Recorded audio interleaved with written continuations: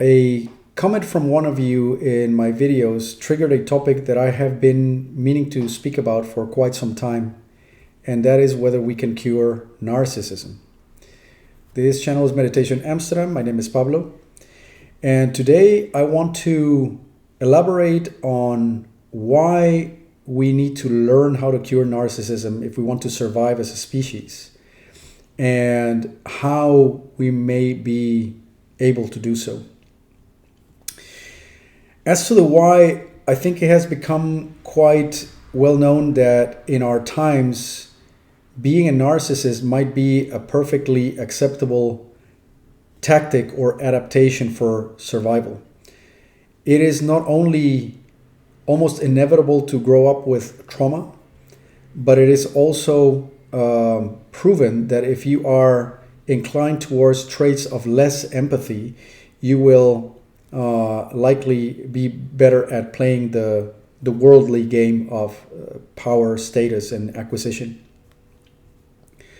So narcissism has arisen as an adaptive move in some sense, and I'm not sure we had much of a choice in the matter.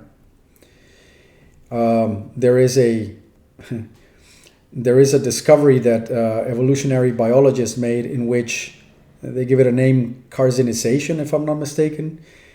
And in that phenomenon, every animal eventually evolves into a crab, something with a shell that can pinch its opponents. And so something similar is happening to us. We are turning into crabs defensively and due to trauma. And it seems to be unstoppable, or at least it seems that way to the therapeutic and psychological community. I'd like to propose to you a notion of how we go about turning that tide around, and how with enough individuals participating in that direction, that we may be able to, if not one-to-one, at least many-to-one, or collectively create a climate in which narcissism can be tackled successfully. And it is based on the principle of somatic resonance and empathy. And I've seen it at work in my own practice with people who have trauma and who I try to help.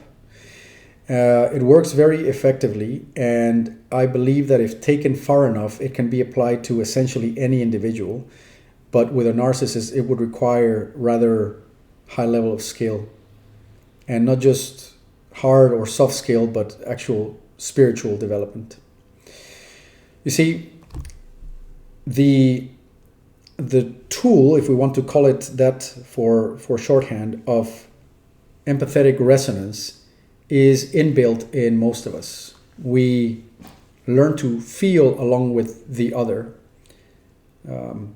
Something that happens to us.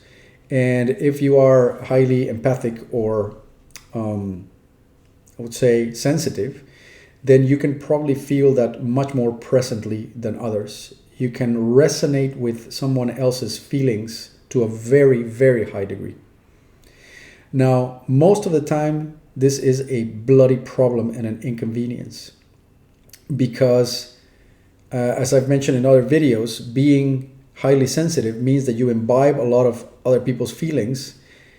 They transgress your boundaries, so to speak, your energetic or emotional boundaries. And not only that, but you feel as if you have the responsibility to neutralize other people's feelings while leaving yours behind or unattended. Now, if through enough self-cultivation and trauma work, you become a stronger container for that, then you will very soon find out that not only are you able to withstand other people's emotions, but that you can go one step further than that. You become a healing presence, because as opposed to ignoring their feelings, as opposed to keeping yourself at bay, away from their discomfort, or trying to give them solace from a distance, you are able to feel together with them, but whilst they drown in their emotions, you can swim in them because you've done the work. That differential, that harmony that you bring to the picture, that neutrality, coupled with the empathic resonance, creates a kind of balancing the scales in which you can bring people to neutrality towards you. If you haven't done the work, it'd be the equivalent of two people drowning. But because you have done the work, and you cannot help but resonate and feel because you're highly empathic, but you have done the work, you are neutral, you can feel without flipping out, you can feel and neutralize, then you can teach the other person's system to do the same through resonance. Not by saying something, not by showing them, look how well I can do this, but by going into the pain together with them and pulling them out little by little. It's not always fast, it's not always, eureka moments, but it works. It absolutely works. And so the very next question would be, what is the level of skill and neutrality that someone would have to have in order to go into the filth and the poisonous, miasmic nastiness contained within a narcissistic system, a narcissistic person? And I would argue it would be nothing less of full enlightenment, actually. A complete neutralization of all your somatic and emotional centers, so that you can dive into essentially a pit of despair and pure pain and touch that individual's core and show nothing but understanding and unconditional love in the meantime. See, there's been many videos made about how love cannot cure a narcissist, but the love that we're talking about is either romantic love or altruistic love, which is still a human thing. It's based on emotion and interaction. It's not based on complete unconditionality. Only a Buddha can do that. A Buddha has no conditions. A Buddha is the absence of conditions. And who around us can claim to be on that level? I'd say very, very few. And yet, having seen the mechanism at work, having seen how through empathic resonance one can dive into pain along with whoever we want to help, and feel together and neutralize by the work that you would have done on yourself, then the only question is, how far can that mechanism go? Could we touch a black hole without being swallowed? Could we make it back out?